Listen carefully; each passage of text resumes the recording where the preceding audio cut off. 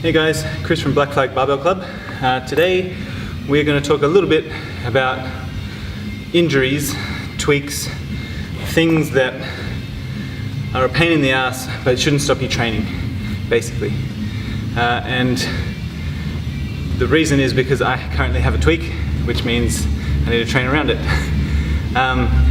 So I went snowboarding for 2 days. We got delayed coming out because of snow, so we had 2 days of sitting around before we could get home. And it's been 6 months since I last snowboarded. Like, I haven't gone to any Australian snow this season. So we had a couple of things line up that were in the back of my mind. Like, I knew to take into account these things, and it still ended up biting me in the ass for a reason that I'll get to in a bit.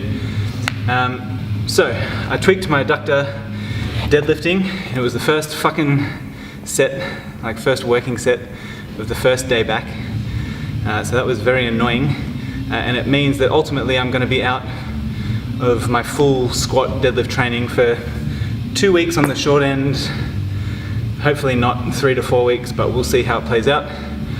And the basis for this video is that yes, it's annoying, and yes, it impacts your training, but it doesn't mean you should have a pity party and stop training, just like say, fuck it, you know, everything's gone to shit anyway, I may as well just not train, blah, blah, blah.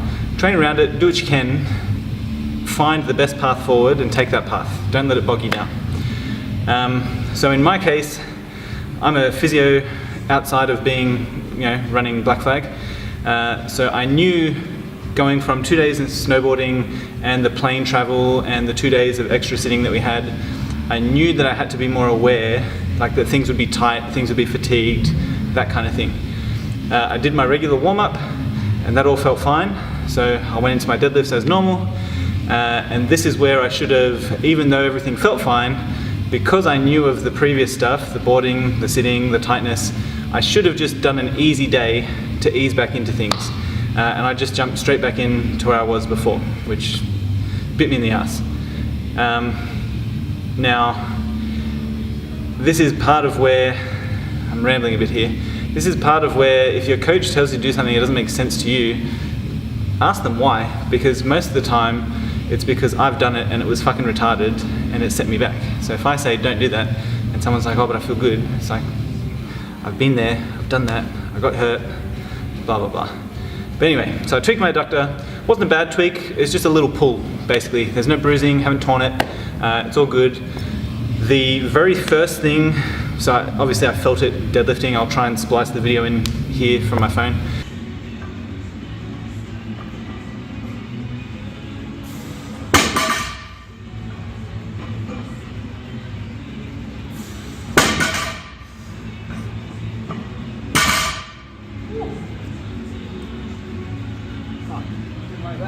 Where? Going?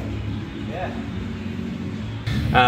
I felt it, I stopped immediately, and I stopped deadlifting for the day. Unloaded everything, I just did my bench training, like upper body only.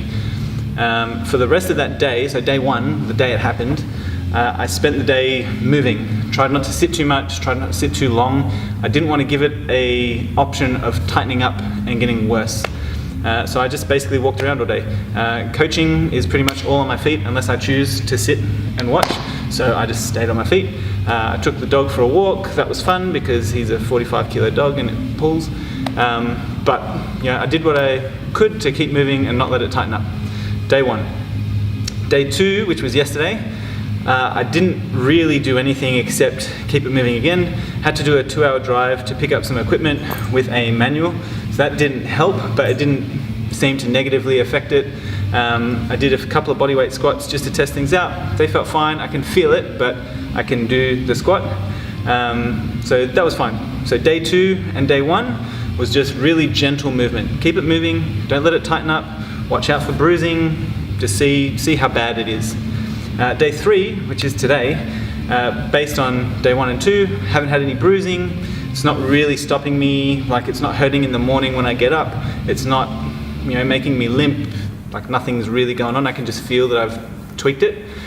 So today I tried out some very light deadlifts. I started with body weight, bar, 30, 40, 50, 60. Did it at 60 for a couple of sets, 8, just really light, super simple, just getting it moving, loading it up very gradually. Bench workout was the same, back, rows, I'll do arms later. Like all my upper body stuff is unaffected. It's just, anything that might put stress through here. For example, I haven't tried back extensions yet because I tend to drive into the plate with my leg, so I'll probably try them tomorrow. But yeah, just very gradually easing into things. Hopefully by the end of next week, which will be about 2 weeks post injury, hopefully by then I'll be back in the swing of things, all things going well. Alright, so we've had a tweak, we've had a few days, we know that we have to get into it gradually, blah blah blah. So the whole purpose of this video is to give you a couple of, I don't want to say strategies, but the general process with which I follow after an injury or a tweak. Almost never is my solution to stop training. Like you have to have a pretty severe issue for that to be the case. So we had a member who dislocated their shoulder. Obviously they're not going to be training. Yeah, like no chance.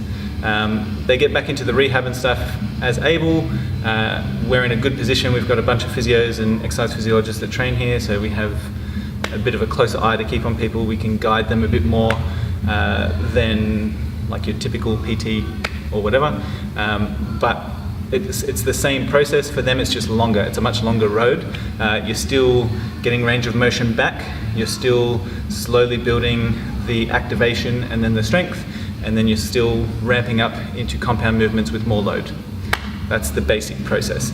So if we take that process back, so we go, well, all right, let's add a step. Reduce pain, increase range of motion, activate, strengthen, yeah? Now, if we go to my adductor tweak, still a bit tender. If we go to my adductor tweak, we've got reduce pain. So step one of that for me was don't let it tighten up. So keep walking around, don't let it get worse, yeah? Don't keep training and make it worse. Pretty easy step. So that's step one down. That was day 1 and 2.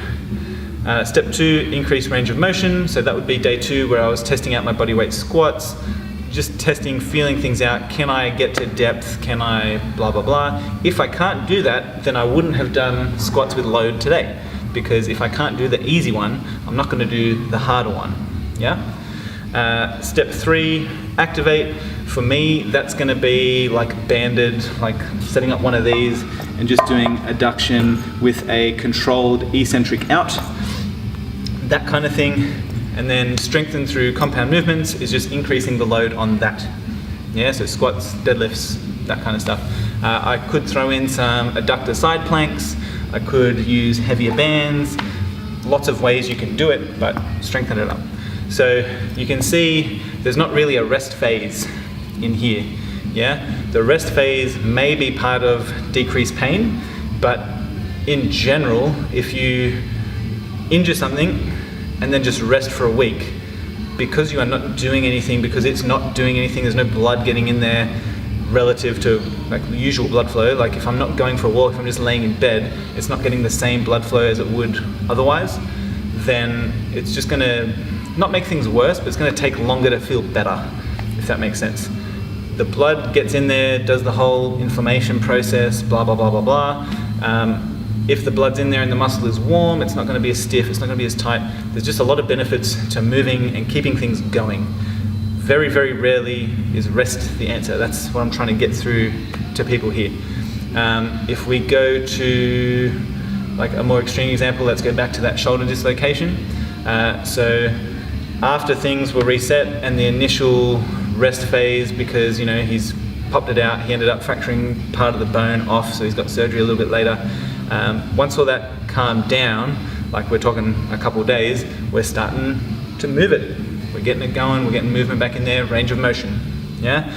Once that was okay, pain wasn't too bad, then we added in really light bands and stuff, external rotation, very easy movements, rotator cuff, strengthening up all the muscles that have to move his shoulder anyway that would have turned off because he popped it out, that kind of thing. And then as he's getting stronger, he's doing very light dumbbells or whatever it may be. So the process is the same, it's just much longer. You start from a different position versus something more minor where I can still squat a couple days later, which should mean that in a couple of weeks I'm pretty much back to where I need to be. So the whole process is the same: reduce pain, increase range of motion, activate, strengthen. Yeah? If you've got any questions about this process or about how we handle things, you think rest is better, or you have a different point of view on how you handle it, like maybe you have a different couple of steps, you got one here or 2 extra ones here, whatever, feel free to comment below, hit us up, happy to answer questions. There's always multiple ways to skin a cat. I've yet to find one where rest is best, basically. Yeah, that's about it. Everything else is the same. Upper body training the same, arm training same, back training mostly the same, depending on what I need to do with my legs. But just do what you can, find the best path forward, take that path, don't make excuses, get it done. All right, any other questions, as I said, hit us up. Otherwise, we will see you next time.